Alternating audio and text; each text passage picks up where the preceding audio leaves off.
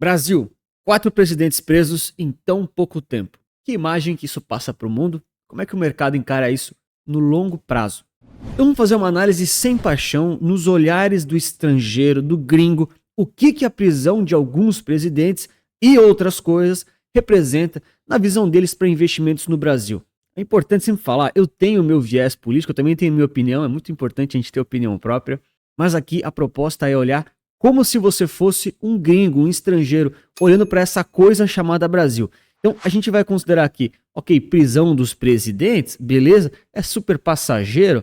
A gente vai olhar também questão da inflação, taxa de câmbio, instabilidades gerais, insegurança jurídica, leis do dia para a noite, ineficiência da máquina estatal imensa e, claro, a imagem geral que o Brasil passa para o mundo. Então já comenta aí para mim se você está surpreso com algum presidente brasileiro sendo preso e se você não vai ficar surpreso quando ele for solto, que enfim, né? Reza a lenda aí que acontece rápido. Então seguindo aqui a matéria, bem rapidamente, Bolsonaro preso em 2025 aqui, aparentemente por uma tentativa de golpe de Estado. Olha que loucura, estavam sabendo? Além dele, também teve o Lula preso, já tinham esquecido, né? Metade do Brasil esqueceu. Preso aqui, ó, em 2018, Lava Jato, que mais? Tripex do Garujá, que ele falava assim, sítio de Atibaia, mas tá solto hoje, nosso presidente. Ó, Michel Temer, quem esqueceu que o Michel Temer foi preso lá em 2019?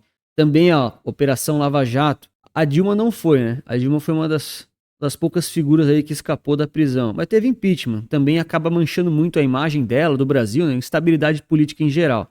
E o Fernando Collor em 2025, essa certeza que vocês tinham esquecido também. Eu, por exemplo, tinha esquecido completamente. Foi preso aqui em abril de 2025, lá em Maceió, também aqui, preso pelo, olha o senhor ministro Alexandre de Moraes, aqui em relação à Operação Lava Jato também. Então foram 4 situações diferentes, algumas ali tem alguma ligação ou não, enfim, pouco importa. A visão aqui do gringo é de que 4 pessoas foram presas e 4 dessas pessoas foram os presidentes do Brasil, né?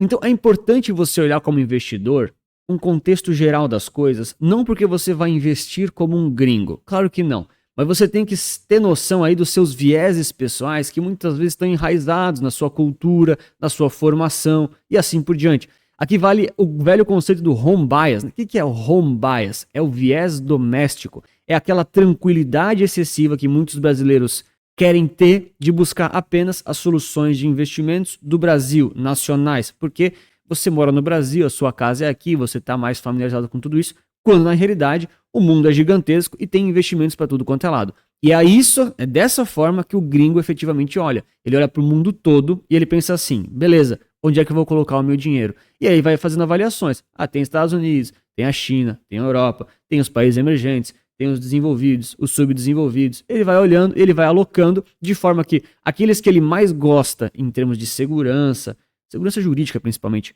em termos de valorização de moeda, segurança do próprio investimento, potencial de valorização, empresas, ele vai dando preferência. E aqueles que não têm muito futuro, né, tem uma certa insegurança, ele já não olha tanto, bota um pouquinho aqui e ali, né, diversificação, mas também não vai entrar tão pesadamente.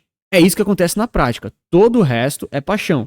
E aqui sempre vale a velha história, né, o mercado mundial é gigantesco, dados aqui um pouquinho desatualizados, mas a ideia geral é lembrar, importantíssimo, né, o Brasil aqui tem de 1 a 2% desse mercado acionário mundial, vamos dizer assim. Esses números oscilam, obviamente, mas a questão é que o Brasil sozinho ele não é tão relevante assim ao olhar do estrangeiro. E por que é tão importante você olhar para o olhar do estrangeiro quando avalia esse tipo de visão internacional e de investimento nacional? Vocês sabem que isso aqui é um canal de investimentos, então a gente olha muito para aquilo que pode dar retorno para a sua carteira e assim por diante. E é difícil você, como pessoa física, sair fazendo apostas pessoais do tipo, agora que o Lula assumiu, o Ibovespa vai subir, você vai lá e compra. Agora que o Bolsonaro foi preso ou foi solto, agora o Ibovespa vai cair ou vai subir. Ninguém faz isso, cara, ninguém faz isso. O gringo não faz, a pessoa física não faz, não é assim que funciona. Mas o estrangeiro aqui, na B3, tem tido uma participação cada vez maior nesse mercado. Mas não é porque ele está entrando com dinheiro pesado continuamente. É porque o mercado é pequeno, então qualquer alocação que ele faz já mexe nos percentuais e ele já toma a frente em relação à proporção disso tudo. Então a moral da história é que o estrangeiro, olha só, está com quase 58%, 59% praticamente de participação, né, nas compras e vendas da nossa bolsa brasileira. Ou seja, quem faz preço é o gringo. Mesmo quando ele tinha só 45%, quem fazia o preço ainda assim era ele, né? Muito por conta da correlação internacional dos ativos.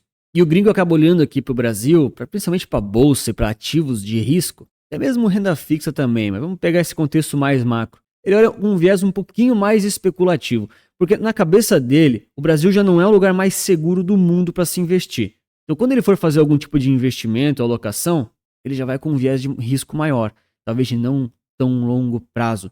E aí, de vez em quando, ele vai fazer alguns aportes, vai fazer alguns investimentos, aí quando a maré der uma azedada, ou então começar a ficar mais interessante lá fora, ele vai sair. Porque o Brasil, vocês viram, né, 2% do mercado mundial não é a paixão e não é a preferência dos investidores que realmente mandam no jogo. Por isso que o fluxo de dinheiro que entra através dos estrangeiros aqui na nossa bolsa brasileira, ele é tão inconstante. Tem momentos de mais otimismo, tem momentos de mais pessimismo, tem momentos que entra quase nada, tem momentos que sai, que entra bastante. Muito por esse viés, não é que é de especulação pura, mas é um investimento de não tão longo prazo, entende? Aproveita para deixar o like e se inscrever no canal para entender mais coisas como essa. E não é que o gringo está preocupado se o Lula vai ganhar a eleição, ou se o Bolsonaro vai ganhar outra ou perder. O gringo olha para várias coisas maiores do que isso. Então, a questão aí da dívida pública, políticas públicas em geral, é super importante, mas ele acaba simplesmente olhando na relação que a inflação tem com a moeda e também que a moeda brasileira tem com o câmbio deles, que é o dólar.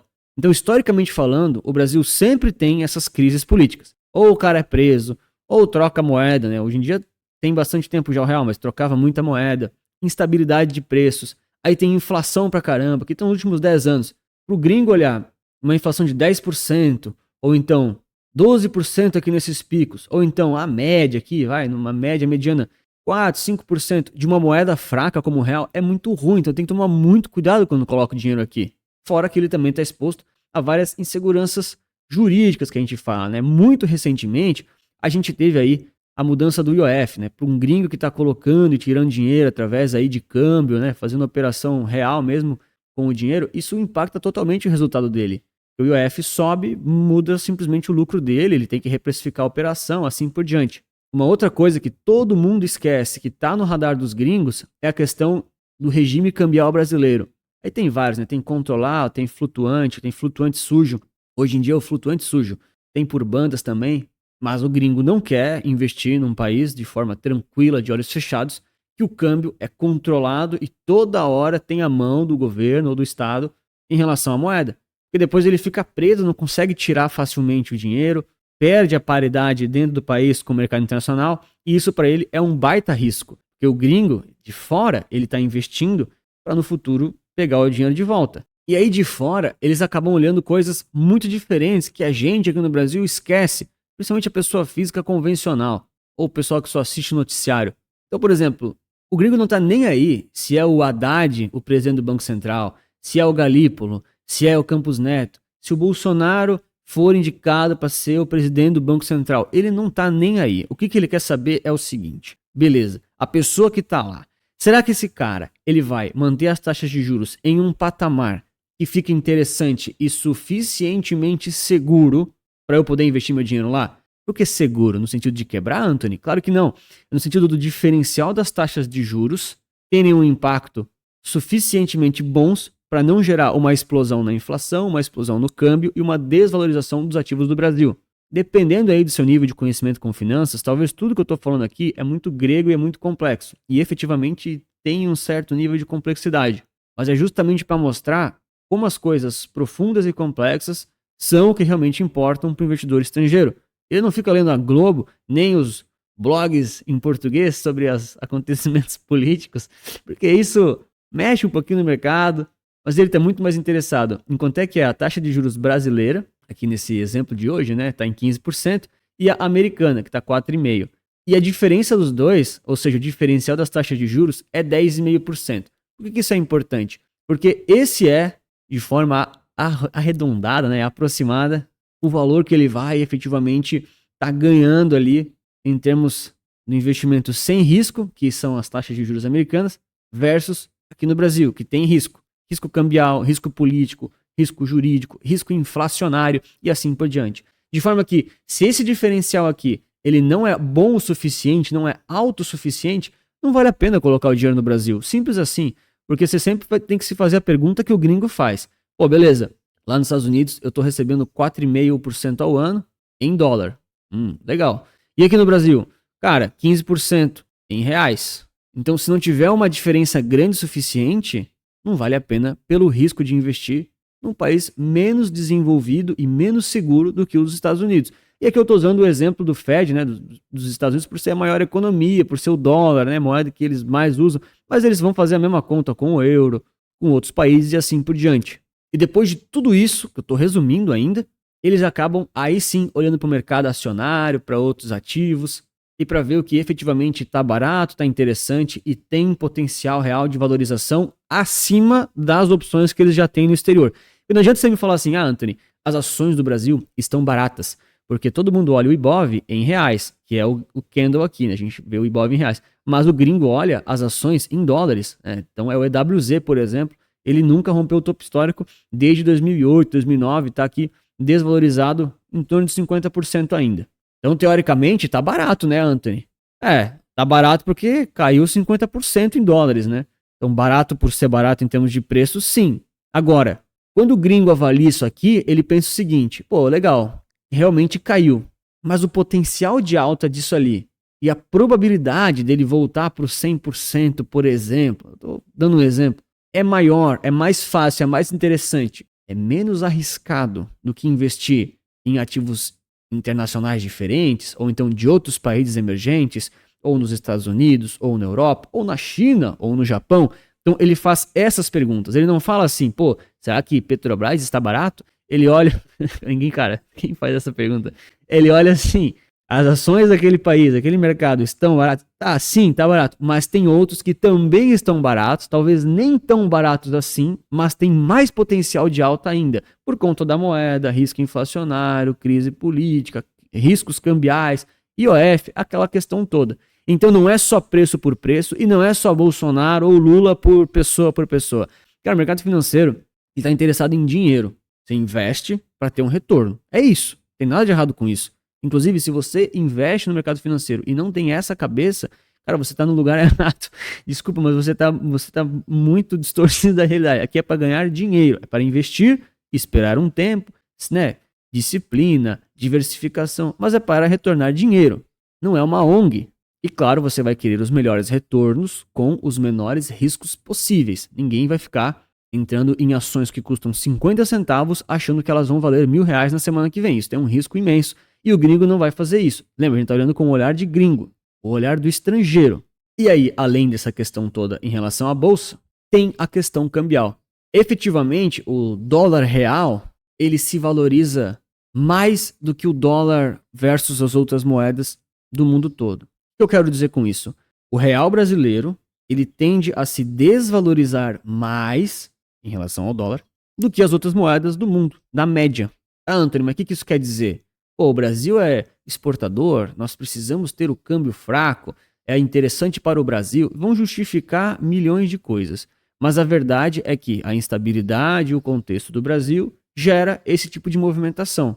Seja por política monetária, seja por pressão inflacionária, seja por gastos do governo, seja por presidente sendo preso, seja por propaganda política. Não importa, cara. Essa é a realidade. Se você fala que isso aqui é interessante e bom para o Brasil, então eu devolvo a pergunta. Depois aí dos 25, 30 anos de plano real, o Brasil resolveu? Tá mais rico? As pessoas estão melhores? Tem muito menos desigualdade e melhorias para a população geral? Ou a gente não tem crises a cada 5 anos e aí as coisas se arrefecem, o pessoal esquece e depois volta tudo meio que naquele mesmo passo que era? Aí, claro, você tem a sua opinião, mas o gringo tem a dele. E a dele vale mais. Essa é a verdade? Vale mais que a minha, vale mais que a sua. Essa é a realidade. E as pessoas têm dificuldade de aceitar isso. Por isso que quando a gente olha o dólar real, que está aqui em cima, ele tende a se valorizar mais do que o DXY, que é aquela média geral. Muito porque o Brasil realmente é subdesenvolvido por todas as questões que eu acabei de falar. Cara, questão cultural também, questão do povo, dívida, taxa de juros. Gente, está tudo interligado. Mas é a realidade. E aí o gringo fala o seguinte, pô, como é que eu vou deixar os meus bilhões e bilhões de dólares investidos num país que depois de 10 ou 20 anos pode ter aí uma desvalorização imensa daquela moeda. Então o dinheiro que eu aplicar lá tem que render acima da inflação daquele país, acima da valorização ou desvalorização do câmbio, e ainda assim me dá um retorno maior que compense o risco do que deixar em renda fixa de um país desenvolvido. Então é isso que ele pensa. Ele não pensa se o Bolsonaro vai ganhar a próxima eleição, ou se o Alexandre de Moraes vai prender outra pessoa. Cara, ele não pensa isso. Mas isso tudo interfere na instabilidade política geral, afeta, querendo ou não, na fuga de dólares de médio e longo prazo e contribui para o contexto geral do nosso mercado. E para nós, principalmente, que moramos aqui no Brasil e lidamos com tudo isso, é muito, muito importante aplicar o clássico conceito da diversificação. O próprio gringo faz isso. Ou seja, se 1,5% ou 2% do mercado global de ações, basicamente, é o Brasil, ele vai colocar um pouquinho aqui também. Provavelmente vai ser uma das menores posições da carteira dele. Beleza. Mas ele está diversificando. Ele também coloca um pouquinho, mesmo que tenha risco. Mas ele não vai colocar a maior parte do patrimônio. É a mesma coisa que você tem que se fazer. Você tem que olhar o mercado de forma geral, entender o seu objetivo, o seu perfil de risco, para daí sim investir naquilo que mais se adequa à sua realidade e aos seus interesses. E você vai fazer isso através da diversificação. Você não precisa ficar apenas em ativos nacionais, também nem precisa nem deve colocar apenas ativos internacionais. Vou dolarizar 100%. Cara, isso também não faz sentido nenhum. É um desespero exagerado também. Mas você pode diversificar. Porque em alguns momentos, o dólar ele vai estar pior que o real. Em alguns ele vai estar melhor. Em alguns momentos, o mercado acionário brasileiro vai estar muito bem. Em outros ele vai estar muito mal. Às vezes a renda fixa vai estar bem, às vezes ela vai estar mal. Então, para pessoa física, não tem como escapar da diversificação, a não ser que você seja muito, muito, muito bom.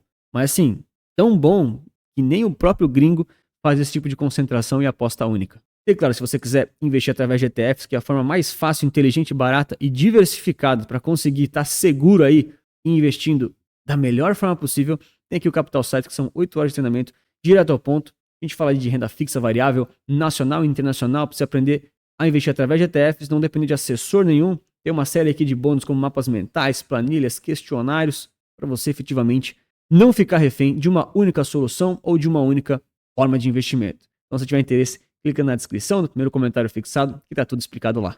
E eu repito, você não deve tirar todo o seu dinheiro do Brasil, mas também você não precisa manter todo ele investido, pelo menos, em ativos de reais, né? Porque de vez em quando o mercado surpreende todo mundo, muitos pelas razões que ninguém estava vendo, ninguém estava esperando, e a diversificação podia ter te ajudado muito. E uma dessas formas é investir de algum jeito, um pouquinho, com o dólar, e isso te ajuda a proteger contra a inflação. E eu vou te explicar mais nesse vídeo aqui. Grande abraço, muito obrigado pela sua inscrição, seu like, e lembre-se que investir certo resulta capital.